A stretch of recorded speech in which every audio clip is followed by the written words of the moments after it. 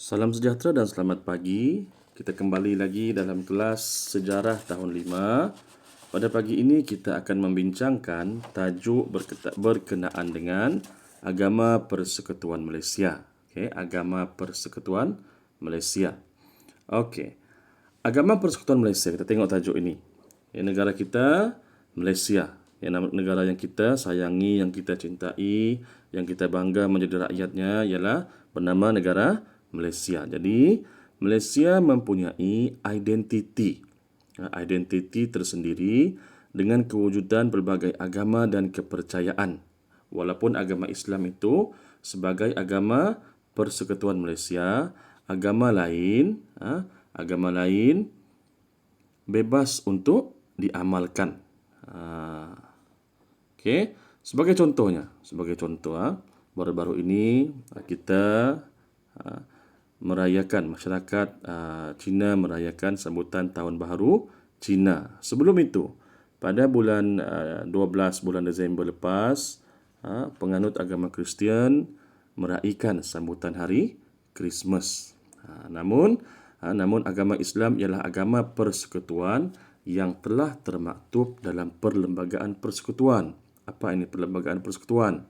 Perlembagaan Persekutuan ini merupakan undang-undang yang mana tidak ada sesiapa yang boleh mengatasi Perlembagaan Persekutuan ini.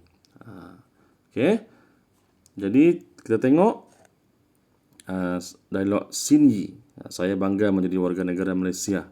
Walaupun agama Islam ialah agama persekutuan, agama-agama lain boleh diamalkan. Betul. Kita meraihkan pelbagai perayaan dan kaum sepanjang tahun. Contoh, perayaan kaum, pesta keamatan, hari gawai. Kita rayakan pada bulan Mei. Kita rayakan. Kita tengok banyak poster, iklan-iklan di TV juga. Jadi ini sebagai satu cara kita menghormati masyarakat pelbagai kaum di negara kita ini. Okey. Jadi sebagai rakyat Malaysia perlu ditekankan dan kita perlu amalkan untuk sentiasa menghormati agama dan kepercayaan semua kaum.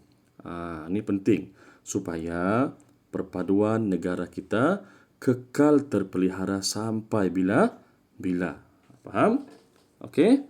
Jadi tengok sana, tahukah anda, Pesta Keamatan merupakan perayaan khas sebagai tanda kesyukuran kepada semangat padi. Okey? Jadi kita tengok subtajuk yang seterusnya. Okay, Islam dan perpaduan masyarakat. Jadi, Islam ini, setiap agama akan menuntut umatnya mengamalkan nilai hidup yang baik. Larangan terhadap perbuatan yang tidak baik juga ditetapkan dalam setiap agama. Tengok, nilai sejagat dalam agama membentuk perpaduan. Toleransi. Toleransi ini paling senang untuk kita faham. Kita guna perkataan kerjasama. Inilah dia yang kita nyatakan sebagai toleransi.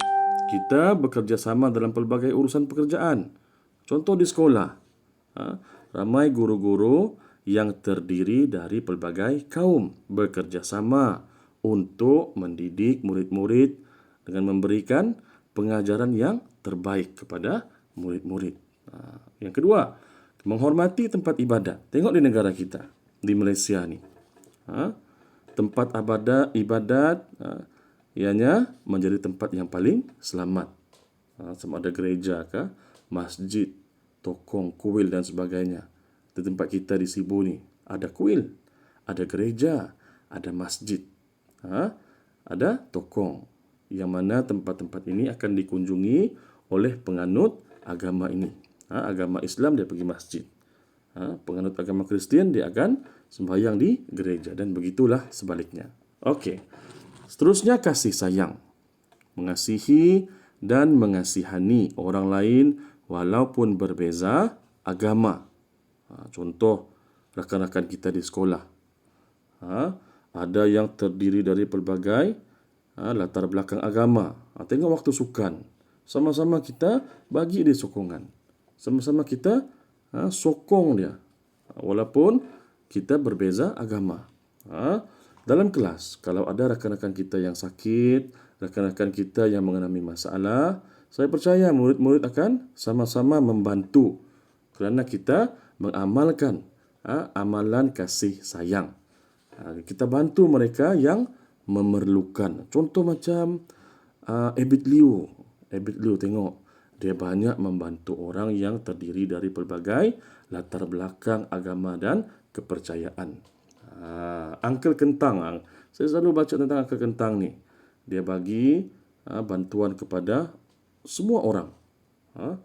Asal orang itu memerlukan bantuan, dia akan bantu. Uncle Kentang ni dia seorang lelaki Cina.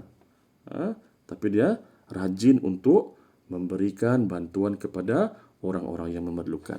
Okey, seterusnya kesederhanaan.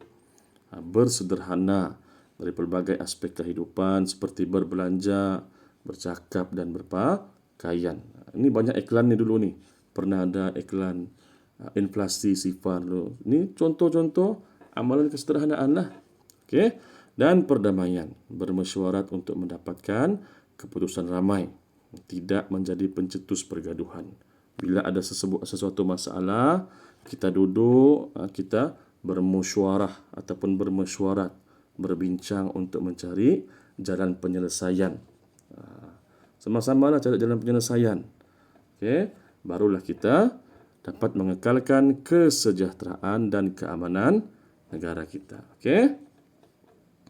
Dan seterusnya agama Islam di Malaysia iaitu nilai kemanusiaan menjamin kesejahteraan, hubungan manusia dengan Tuhan, mengamalkan ajaran dan meninggalkan larangan yang dituntut agama. Ini untuk penganut agama Islam.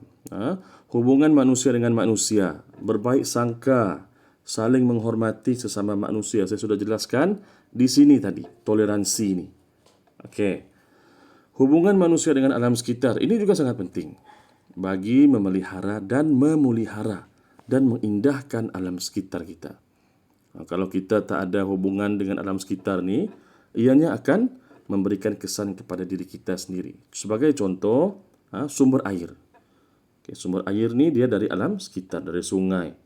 Okay, kalau kita tidak menjaga alam sekitar ini, kita buang toksik ke dalam sungai. Kita potong bukit, kita potong pokok sesuka hati. Ianya akan memberikan kesan kepada kita sendiri. Apa kesannya?